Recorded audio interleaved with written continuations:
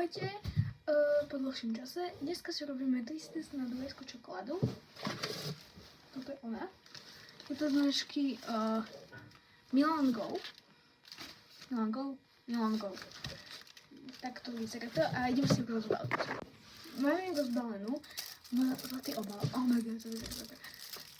A vlastne klasická čokoláda, taká, čo je zabalená v tom igelite, ako vy, či chcem vám povedať. Tak toto je. Už sú na kúsok číha. Oh my god. To je ona. Vyzerá inak, jak normálna čokoláda.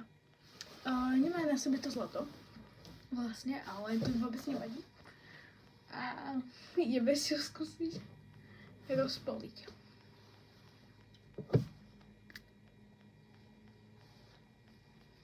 Kúknite.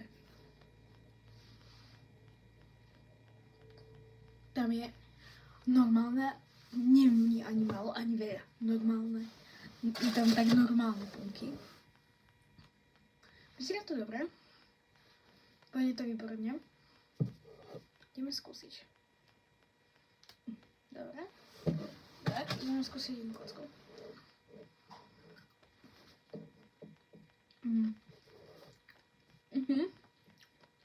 Duvajskú čokoládu som už mala, ale horšiu než toto.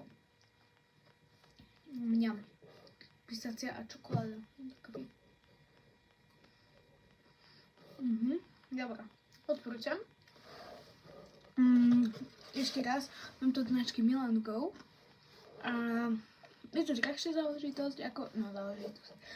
Drahšia sladkosť, ale stojí to za to. Bye bye!